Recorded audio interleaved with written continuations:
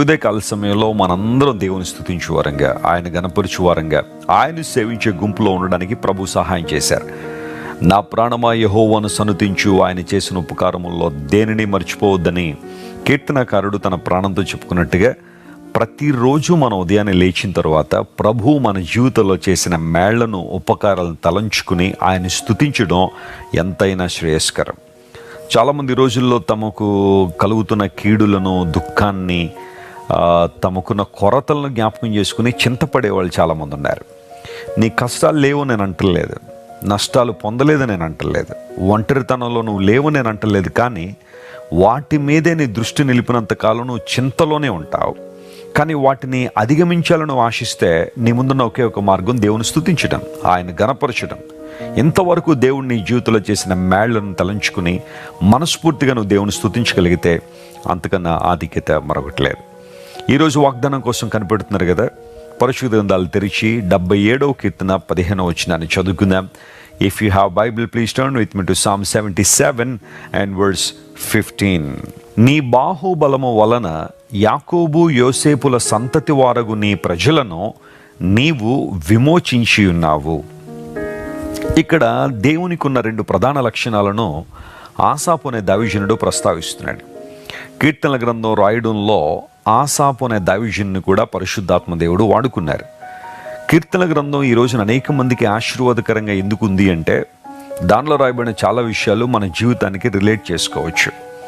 ఆ కాలంలో జీవించిన భక్తులు ఈరోజు మనం ఎలాంటి సమస్యలను అయితే ఎదుర్కొంటున్నామో, ఇబ్బందులు ఎదుర్కొంటున్నామో, వారు కూడా అలాంటి అనుభవాలు గుండానే వెళ్ళారు.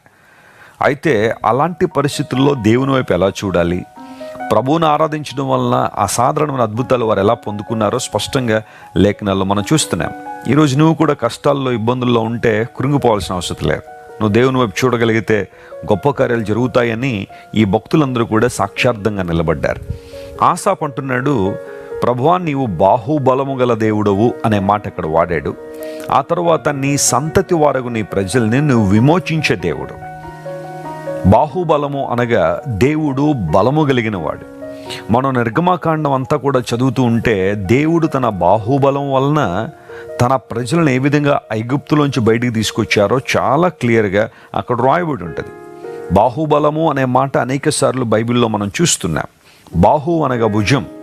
దేవుడు తన భుజబలం వలన, తన కుడి చేతి వలన తన ప్రజలను ఏ విధంగా విడిపించాడో, రక్షించాడో లేఖనాల్లో మనం చూస్తున్నాం.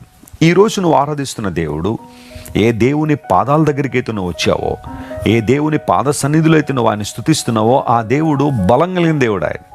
ఆయన శక్తిహీనుడు కాదు, బలహీనుడు కాదు.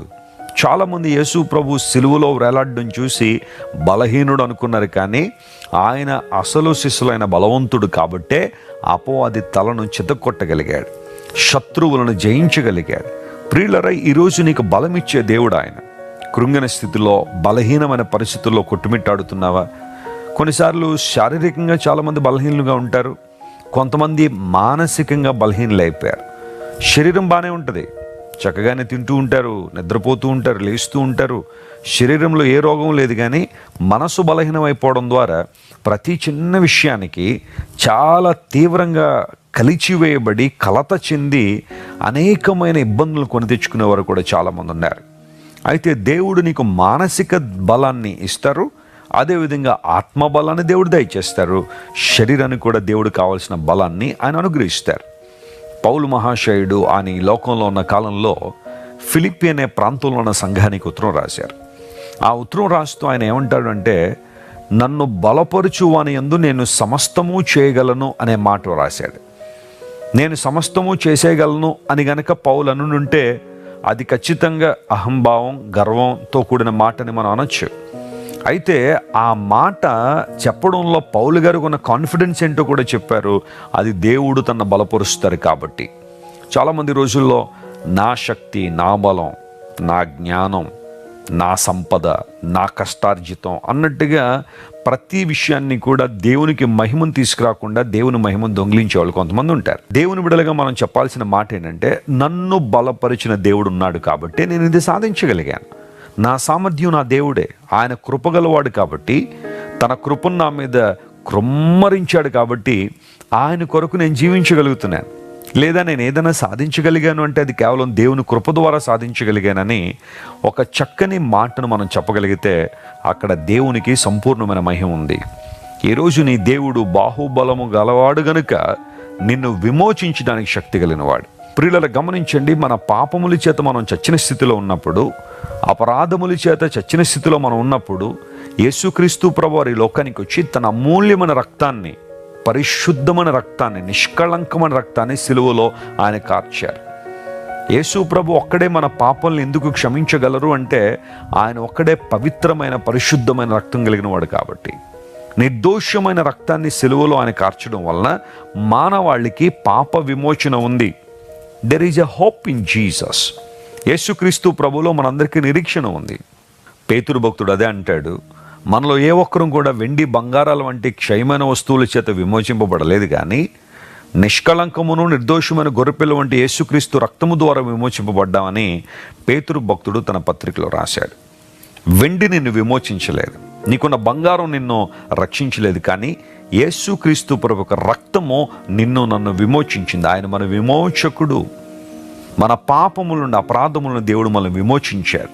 అంత మాత్రం కాకుండా అనుదిన జీవితంలో మనం ఎదుర్కొంటున్న సవాళ్లు కావచ్చు, ఇబ్బందులు కావచ్చు, ప్రతికూలతలు కావచ్చు, కొన్నిసార్లు శత్రువుల దూషణ మాటలు కావచ్చు, నిందలు కావచ్చు, వాటి ద్వారా కలిగే నొప్పి నుండి కూడా దేవుడు మనల్ని విడుదల చేస్తాడు. Because our God is our deliverer. బలము కలిగిన దేవుడు, విమోచించే దేవుడు, విడుదలిచ్చే దేవుడు కనుక మనం ఆయన స్తుతించాలి. ఈరోజు ఈ వాగ్దానాన్ని క్లెయిమ్ చేసుకుని ఈరోజుతో ప్రభువును స్తుతించండి. దేవుడు మీ జీవితాల్లో బలమైన కార్యాలు జరిగిస్తారు. ప్రార్థన చేసుకుందాం. ప్రేమగల తండ్రి, మీరు మాకు ఇచ్చిన మంచి వాగ్దానాన్ని బట్టి నీకు స్తోత్రాలు. నీ లేఖనంలో పొందుపరచబడిన శ్రేష్టమైన వాగ్దానాలన్నీ కూడా ప్రతిరోజు మాకు అందించడం వల్ల నీకు మరింత దగ్గరగా రావడానికి నువ్వు సహాయం చేస్తున్నావు. అందును బట్టి నీకు వందన స్తోత్రాలు చెల్లిస్తున్నాం.